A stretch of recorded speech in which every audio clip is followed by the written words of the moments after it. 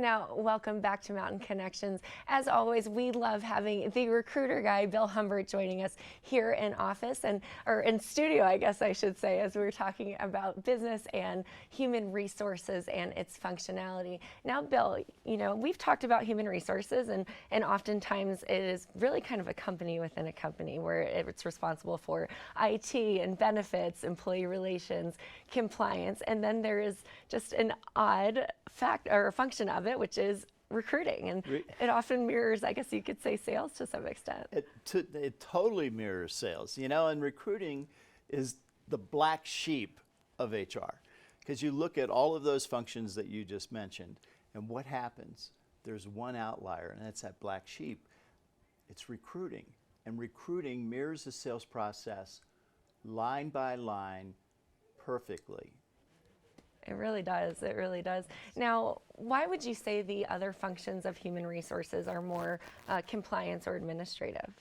Well, if you just look at those functions and what people have to do to make those functions work, they're all administrative or compliance.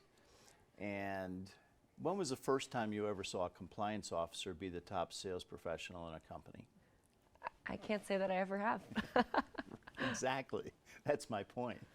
Absolutely. So talk to me, I guess, a bit about recruiting. Where would you say it falls? If not within HR, where should it be placed from a business perspective? Well, when you look at businesses, here's what happens. You have the HR department, and then you have operations. And operations has sales managers. Well, recruiting is a sales process. Doesn't it belong over where the sales managers are? And that way they're directly connected with the other managers in operations. Okay, so recruiting, you often refer to it as talent attraction. And tell me a bit about your thought leadership around that concept. Well, think about talent attraction. Talent attraction is attracting people to you.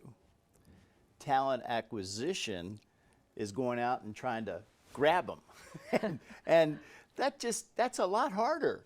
And one of the nice things that I've discovered inside of companies is when you have a person who's a top performer, other top performers want to come and work with them.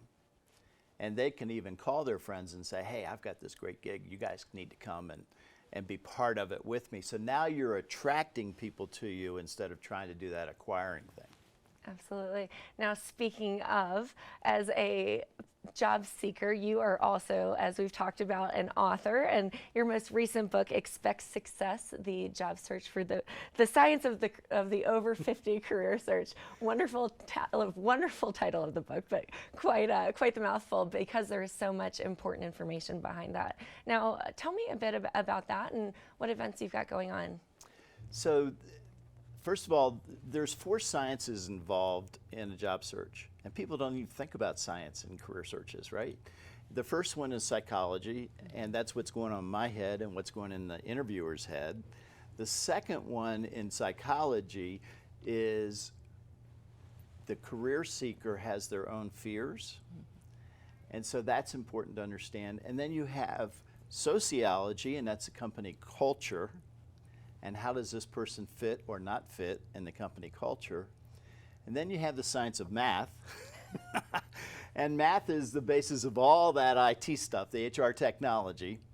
And computer science is the same. So the math comes in, we need X number of people. And how are we going to do that? We have to go and talk to another larger set of people.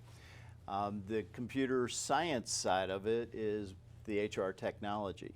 So there's 4 sciences involved in a career search, and most people don't realize that.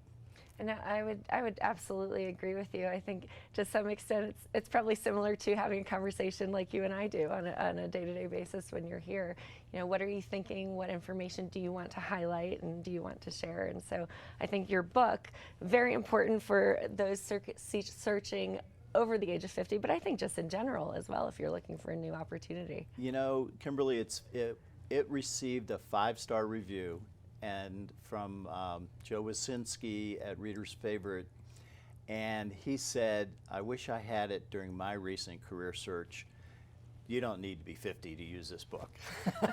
Well, I think any sort of job searching tools that you can access is wonderful. Now, speaking of, you have some events coming up and you'll be kind of chatting about your book and other things. Tell us a bit about that. So I have August 16th, I'm going to be in Cedar Rapids, Iowa, and for Disrupt HR. And the title of my speech, now don't tell anybody, it's just for us, is Delete Recruiting from HR.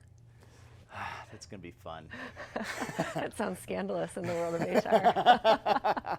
Well, you know a little bit about recruiting yourself, so you understand. And then look for a book signing at Dolly's Bookstore, probably in September. So keep your eye on for that. I'll be there. I answer questions at all my book signings about the career search, about salary negotiation. And so I really enjoy doing that and meeting people. Wonderful. Well, Bill, we always love having you here on Mountain Connections and sharing your information. Again, you can check out Bill's book, Expect Success, The Science of the Over 50 Career Search at Dolly's Bookstore here in Park City. And then Bill, as always, tell us where we can go to find it online. Well, you can find me at recruiterguy.com, and my book and the link to my book on Amazon is right there. Wonderful. Well, Bill, wonderful speaking with you. Thanks so much for joining us here this morning. Now, stay tuned. We do have some more going on here, as we mentioned, at the county fair, and so lots happening here in studio. Don't go anywhere. It's going to be exciting yet.